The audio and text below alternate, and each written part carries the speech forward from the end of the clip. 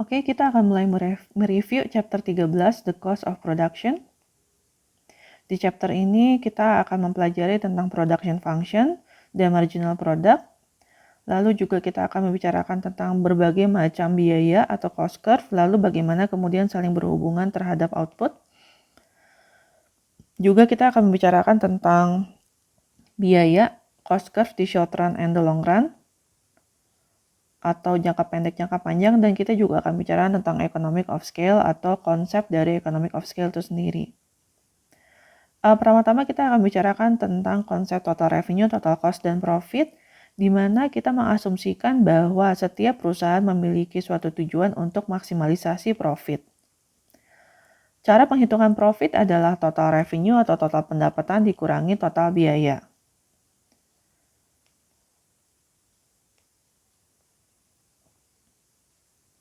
Oke, sekarang cost terdiri dari dua, seperti yang sudah pernah dibahas, ada eksplisit dan implisit. Eksplisit adalah yang memang kemudian ada nominalnya, dihitung ada rupiahnya atau ada dolarnya, misalnya seperti membayar gaji untuk karyawan. Sedangkan implisit adalah sesuatu yang tidak memerlukan biaya secara penghitungan secara rupiah, secara eksplisit, dan biasanya ini dikaitkan dengan konsep opportunity cost. Tolong diingat lagi, one of the 10 principle adalah the cost of something is what you give up to get it, adalah penjabaran atau definisi dari opportunity cost. Pada saat kita berbicara tentang keputusan perusahaan, maka akan ada dua cost yang mempengaruhi untuk kebijakannya atau strateginya. Yang pertama adalah implisit dan kedua yang adalah eksplisit. Eksplisit adalah yang biasanya tertera di dalam pelaporan keuangan atau buku besar, sedangkan implisit adalah sesuatu yang berhubungan dengan opportunity cost yang kemudian akan diperhitungkan untuk langkah selanjutnya di perusahaan tersebut. Contoh dari eksplisit dan implisit cost, misalnya Anda membutuhkan $100.000 untuk memulai suatu bisnis, tingkat suku bunga baik pinjaman maupun tabungan adalah 5%, maka ada dua case ya pernah dibahas. Ini adalah case 1-nya meminjam seluruhnya 100.000 ke bank, maka akan ada explicit cost sebesar $5.000, yaitu didapat dari 5% dari 100.000, sehingga ada cost explicit yaitu bunga bank $5.000. Yang kedua adalah ternyata misalnya Anda memiliki sudah ada tabungan sebesar 40.000, kemudian sisanya harus kita penuhi yaitu meminjam dari bank 60.000, maka akan ada dua kasus di sini. Yang pertama adalah ada explicit cost sebesar 3.000 didapatkan 5% dari 60.000. Sedangkan yang kedua adalah implicit cost, di mana jika kemudian uang 40.000 tersebut tidak Anda pakai untuk usaha, Anda masukkan ke tabungan, maka Anda akan mendapatkan opportunity cost atau kehilangan opportunity cost sebesar $2.000 untuk mendapatkan pendapatan bunga. Sehingga jika dijumlahkan, keduanya sama-sama $5.000.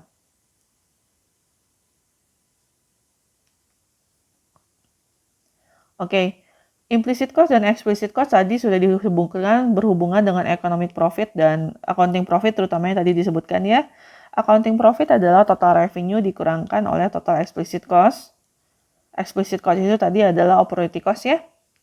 Explicit cost adalah yang dikeluarkan secara hitungan, jadi implicit cost yang opportunity cost ya. Sedangkan kalau economic profit itu adalah total revenue dikurangin total cost. Total cost itu terdiri dari explicit dan implicit. Untuk implicit, explicit cost, economic profit, accounting profit nanti silakan dibaca lagi untuk memperkuat pemahaman Anda tentang ini.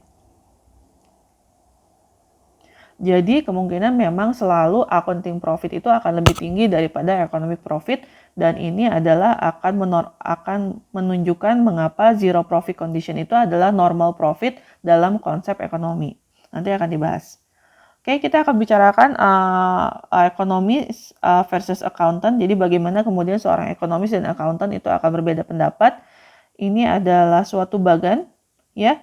Ini adalah how accountant view as a firm. Jadi dia melihat biayanya seperti apa.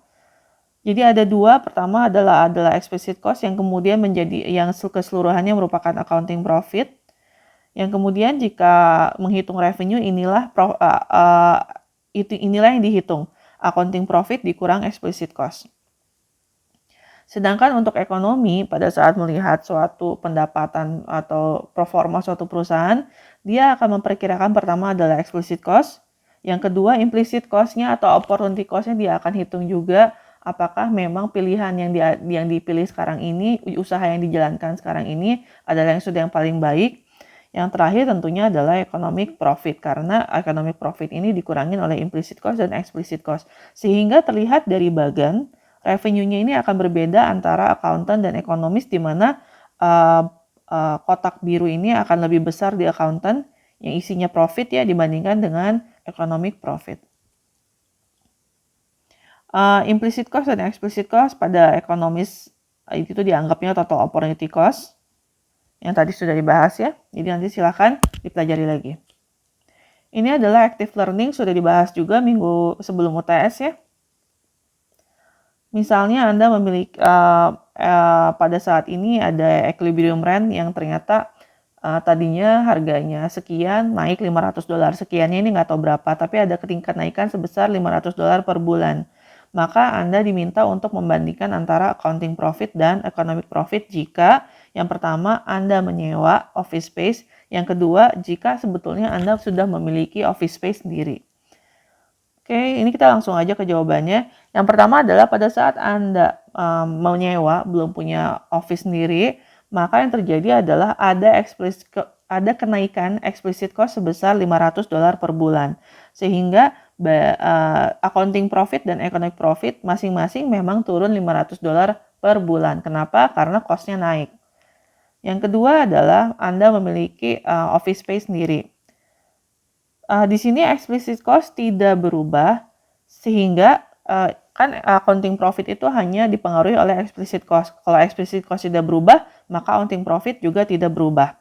Oke, tapi yang ada adalah implicit cost itu naik $500 per bulan. Artinya apa? Sebetulnya kita memiliki opportunity cost untuk mendapatkan kenaikan pendapatan sebesar $500 per bulan jika kita menyewakan tempat itu dibandingkan kita pakai sendiri. Sehingga economic profit kita akan turun $500. Kenapa? Karena dipengaruhi oleh implicit cost.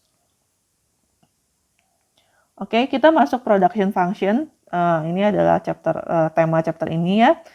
Production function adalah menunjukkan hubungan antara jumlah input yang dipakai untuk memproduksi atau untuk memproduksi suatu output, seperti itu ya. Biasanya seperti biasa ekonomi akan dilihat dari tabel, equation atau grafik. Contohnya ini juga sudah dibahas minggu lalu tentang Farmer Jack yang memiliki pertanian gandum ya. Dia punya 5 hektar tanah dan dia bisa menyewa berapapun workers yang dia mau. Oke, ini adalah tabel dan grafik dari produktivitas Farmer Jack atau production Farmer Jack, di mana sebetulnya Anda bisa lihat pada saat 0 labor, maka yang dihasilkan outputnya juga 0. Pada saat ada 1 labor, maka yang dihasilkan adalah 1000 bushel. Bushel itu kita bilang ikat aja biar mudah. Maka ada 1000 ikat dari gandum yang dihasilkan. Bisa Anda lihat begitu tadi naik kedua workers, maka produksinya naik ke 1800 ikat dan seterusnya. Maka pada saat kita tarik garis lurus, maka jadilah suatu kurva yang menunjukkan kurva produksi dari Farmer Jacks. Jika Anda perhatikan, setiap ada penambahan 1 worker, maka output dari Farmer Jack itu akan meningkat. Meningkatnya itu by a marginal product of labor. Jadi artinya pada saat ada penambahan 1 labor, maka akan ada margin antara produksi di awal dan sesudah penambahan labor tersebut. Oke, ini adalah pengertian dari marginal product. The marginal product of any input is the increase in output. Ya, peningkatan dari output karena adanya penambahan 1 unit dari input, atau tadi penambahan 1 unitnya itu adalah labor ya. Yang lainnya dianggap konstan atau ceteris paribus. Oke, diingat-ingat pada saat nanti di rumus ada tanda segitiga atau delta, itu disebut adalah perubahan seperti itu ya. Misalnya delta Q change in output atau delta L change in labor. Oke, sehingga kalau misalnya kita lihat marginal product of labor atau rumus dari MPL adalah delta Q, delta change in output dibagi delta labor atau delta change in perubahan di labor. Diingat-ingat ya teman-teman, sebetulnya labor ini dianggap input, jadi kalau misalnya ternyata inputnya bukan labor, maka disebutnya delta input. Input itu bisa jadi berupa bahan baku yang lain selain labor. Tapi biasanya contoh klasiknya labor ya. Nah, sekarang kita akan memperhitungkan total dan marginal product, di mana sebetulnya tadi setiap ada penambahan labor kan ada penambahan total produksi. Jika dihitung pakai rumus, maka pertama dari 0 ke 1 atau labornya dari tadi tidak ada menjadi ada 1 orang, maka ada delta Q sebesar 1000 dan delta labornya adalah 1 orang, sehingga MPL-nya adalah 1000. Dan jika kita memperhitungkan yang kedua, ada delta labor itu 2 dikurang 1 sama dengan 1, dan 1800 dikurang 1000 sama dengan 800, sehingga 800 dibagi 1 sama dengan 800. Dan seterusnya.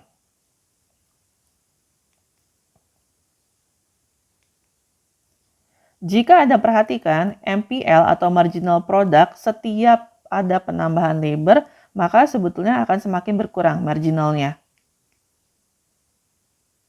Nanti itu akan kita bahas kenapa seperti itu. Oke, slope of production function. MPL equals the slope of production function. Hasil tadi perhitungan MPL itu sama dengan kemiringan dari production function. Tadi ya udah dibahas bahwa MPL itu akan menurun dengan meningkatnya labor. Ini akan menjelaskan production function yang kemudian akan semakin mendatar pada saat variabel input itu meningkat atau labor meningkat. Nah, seperti ini tadi ya gambarnya kan pertama dia curam sekali tapi kemudian semakin landai.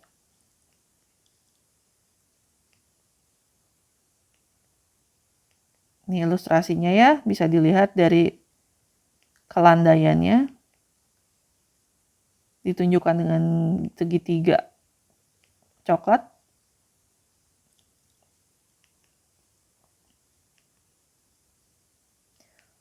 Oke, sekarang kita masuk ke Farmer Jack cost, di mana kemudian ternyata dia tidak memiliki lahan, tapi dia menyewa lahan itu yang 5 hektar tadi.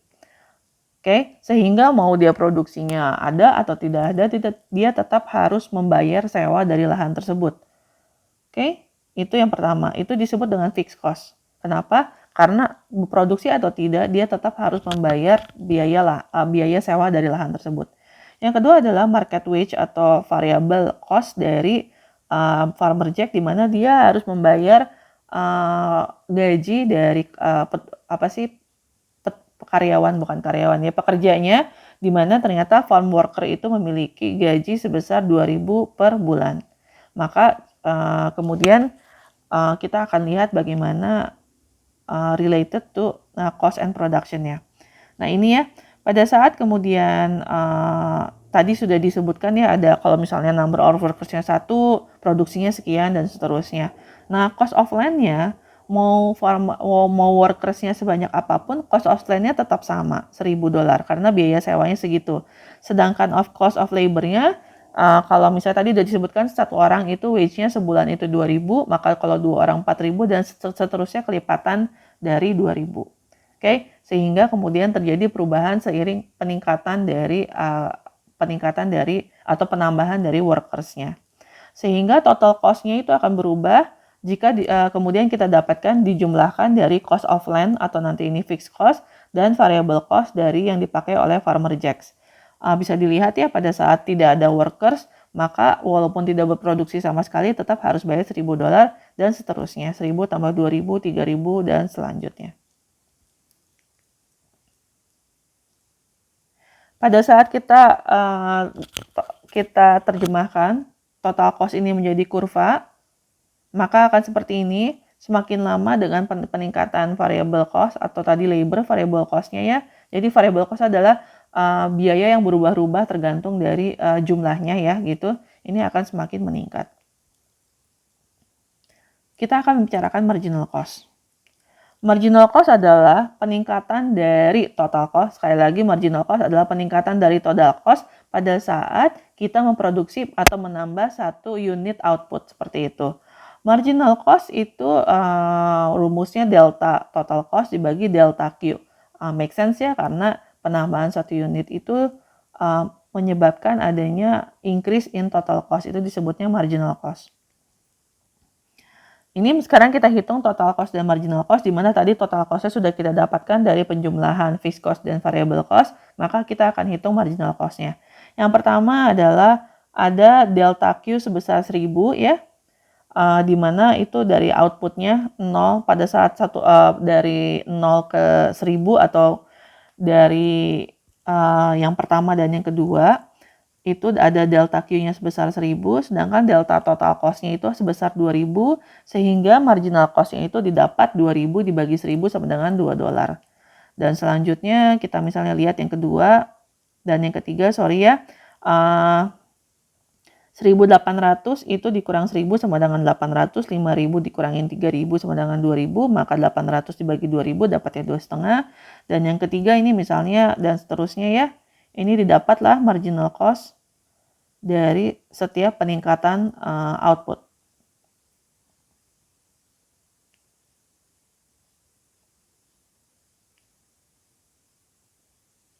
Oke, pada saat kita terjemahkan marginal cost ini seperti ini ya. Jadi beginilah pada saat kita menerjemahkan marginal cost ke dalam kurva. Begitu caranya. Nanti silakan dilihat lagi ya untuk lebih jelasnya. Hanya menerjemahkan masing-masing titik, kemudian kita sambungkan dengan garis. Oke, tadi sudah dibahas tentang fixed cost, di mana kemudian memang biaya tetap yang harus dibayarkan walaupun tidak berproduksi. Yang lain contohnya adalah misalnya kita membeli mesin, atau misalnya kita harus bayar pinjaman atau bayar sewa dan yang lain-lain.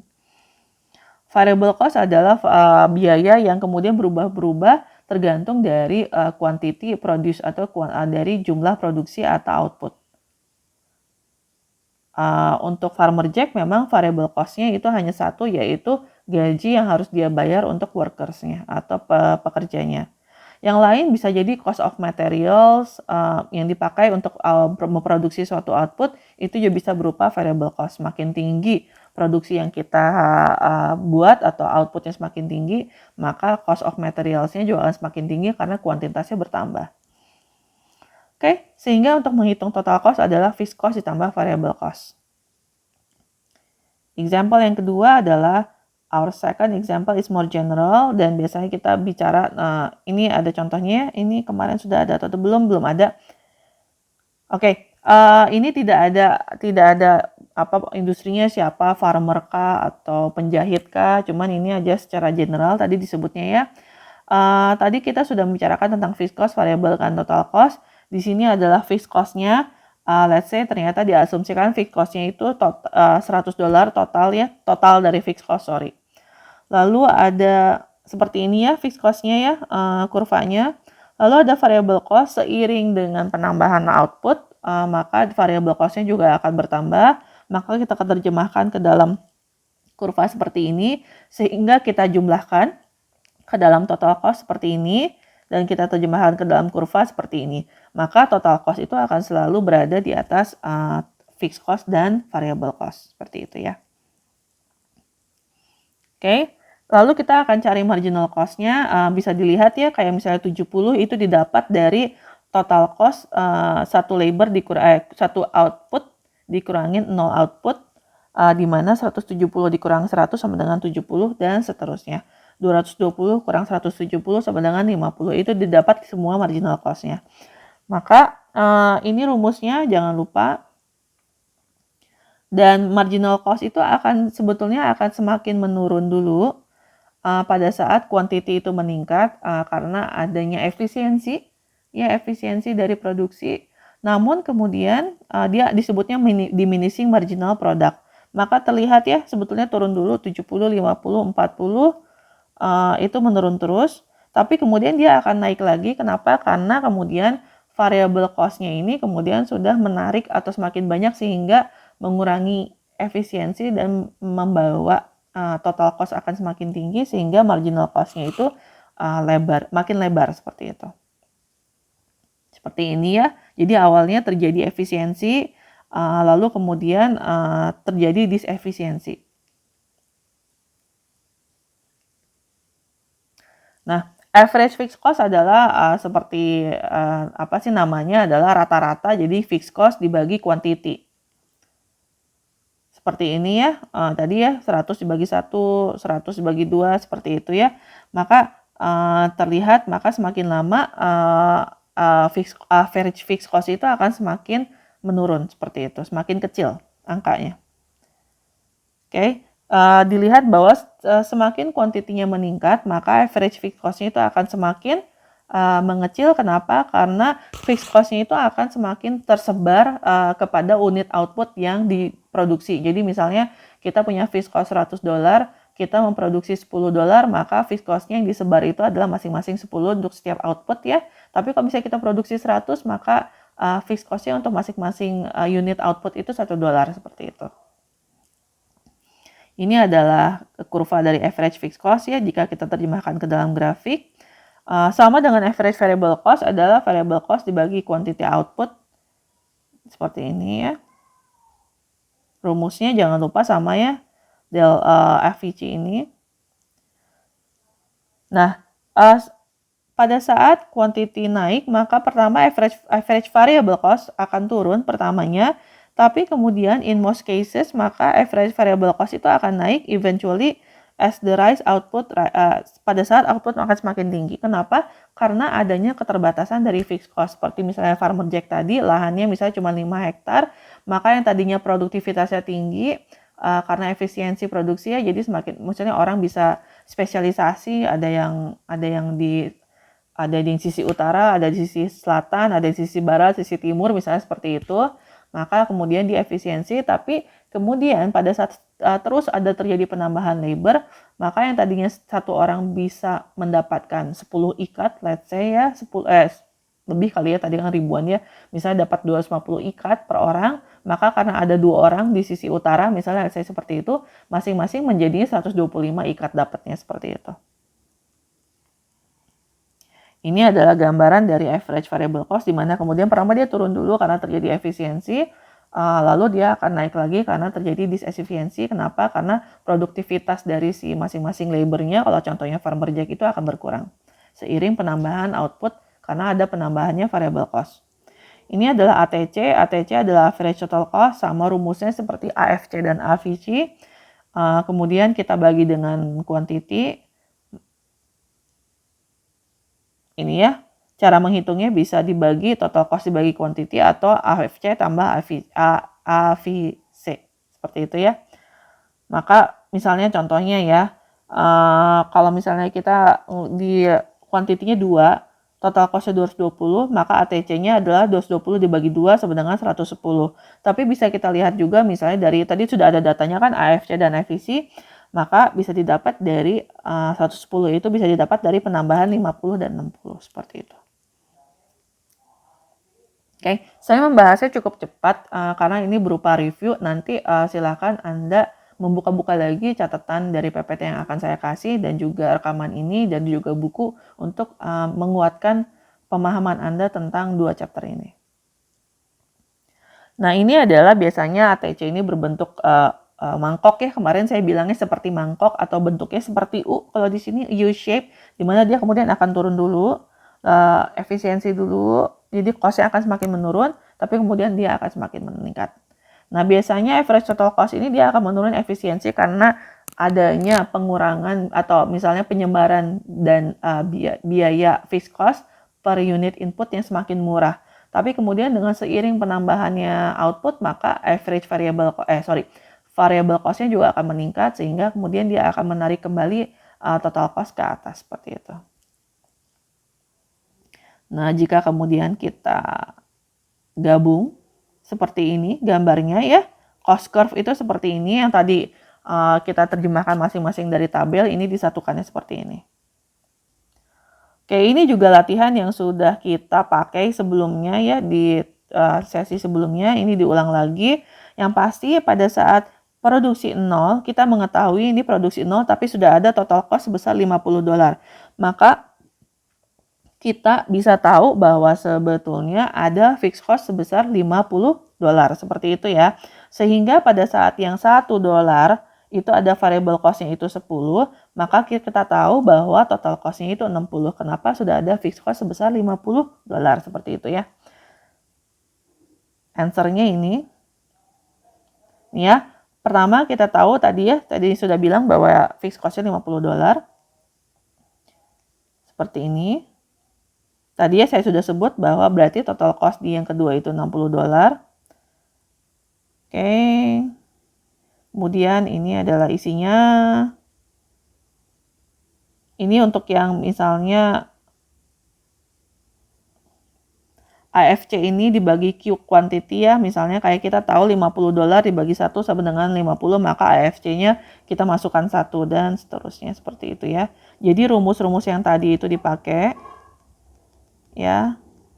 Ini saya majukan dulu sampai semuanya terisi lengkap. Nih ya. Jangan lupa hubungannya MC dan TC, rumusnya ya tadi MC, untuk dapat MC itu delta TC dibagi quantity seperti itu ya.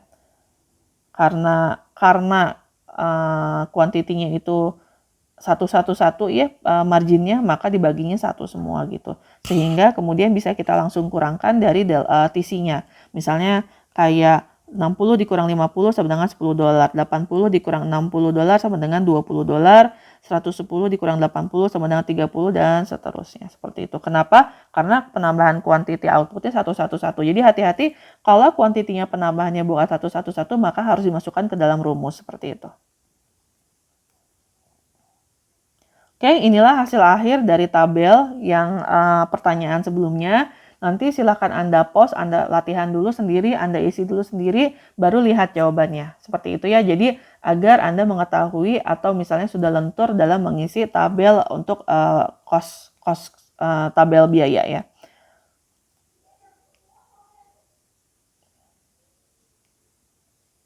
Oke, ini adalah contoh dari ATC dan MC di mana ada garis hijau ini adalah ATC, MC itu yang merah. Kemudian ada garis biru yang menunjukkan perpotongan antara MC dan ATC. Kemudian dijelaskan bahwa ketika marginal cost lebih kecil daripada average total cost, maka yang terjadi adalah ATC is falling atau kemudian ATC itu akan semakin menurun cost-nya ya. Kenapa? Karena marginal cost-nya masih lebih kecil dari ATC. Marginal cost ini biasanya dipengaruhi dari output dan kemudian cost yang berubah ini biasanya hanya variable cost. Maka tadi aku bilang bahwa pertama dia akan turunnya karena penyebaran fixed cost, tapi dia akan naiknya menjadi mangkok ke atasnya itu sebelah kanannya karena adanya penambahan variable cost. Ketika MC lebih besar dari ATC, maka ATC-nya is rising, jadi bentuknya seperti mangkok.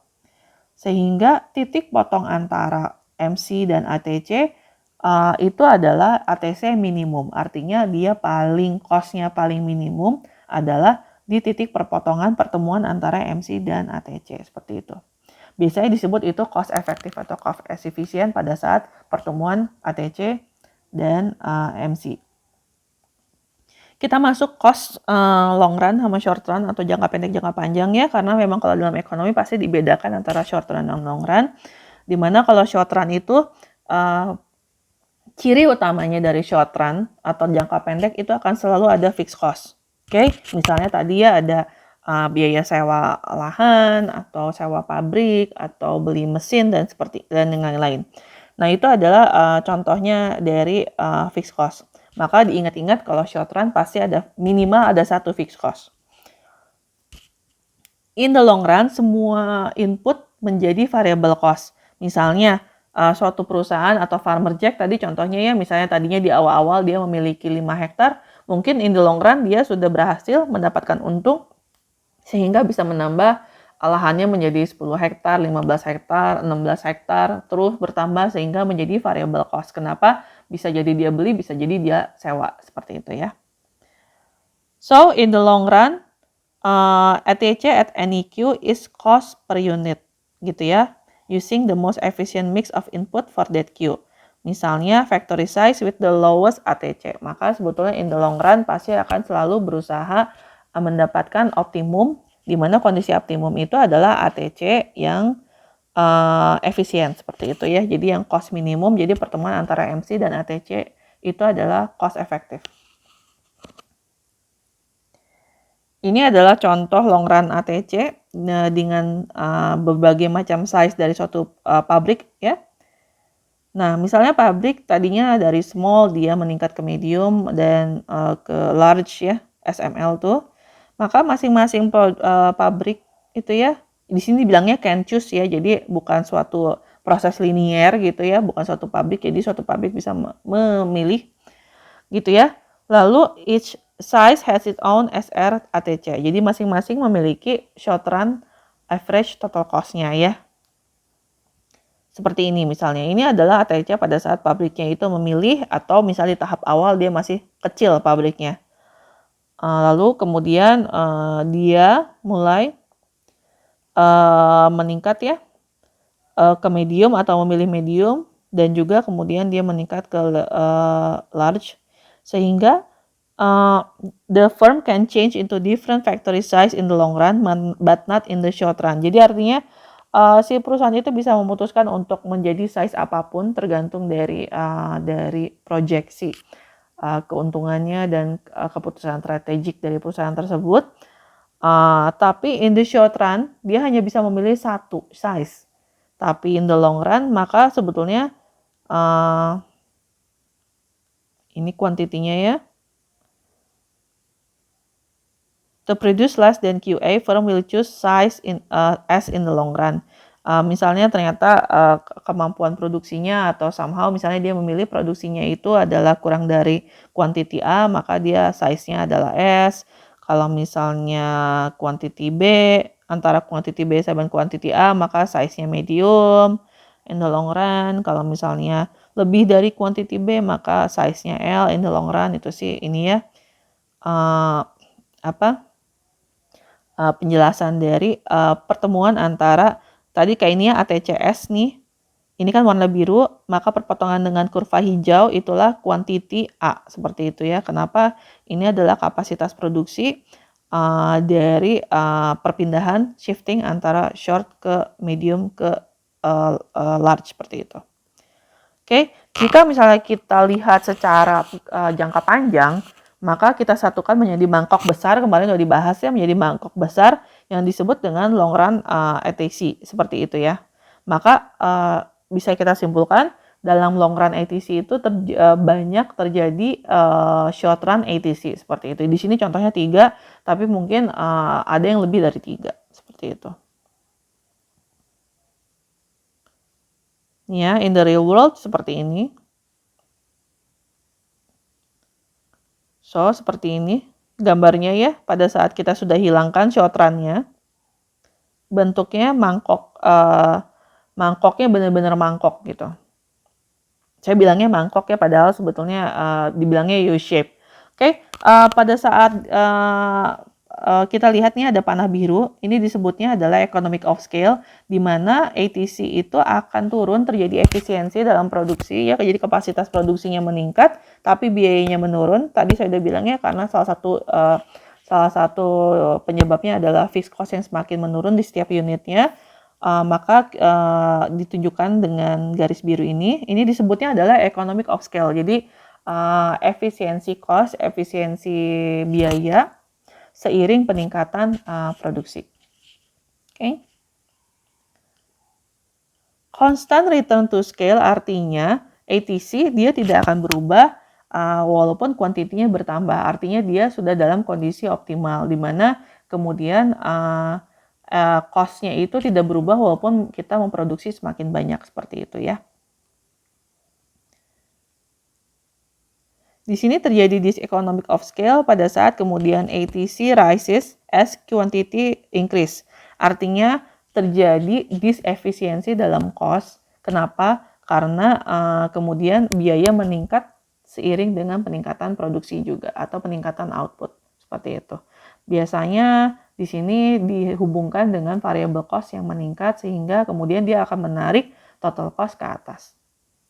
Jadi komposisinya lebih berat penambahan variable cost dibandingkan misalnya dengan efisiensi si fixed cost-nya.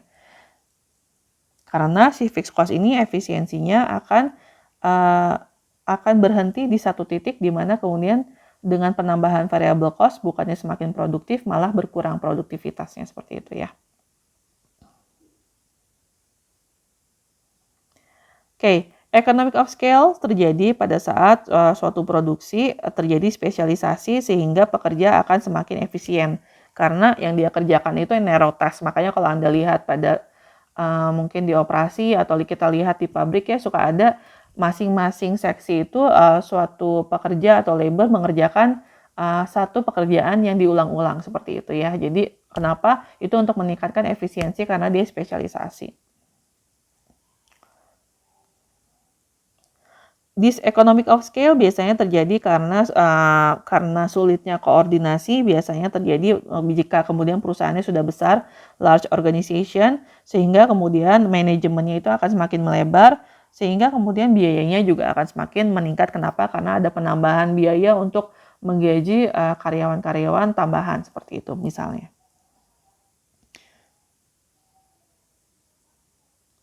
Summary-nya nanti silahkan dibaca, jangan sampai dilewat summary-nya karena kemudian ini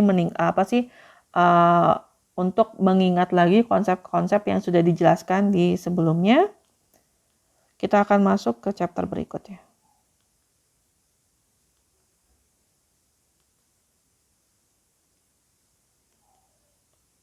Konsep marginal cost, ITC, AFC, FEC, semua variable cost, fixed cost, itu semua rumus-rumusnya jangan dilupakan, latihan agar kemudian semakin mudah mengerjakan.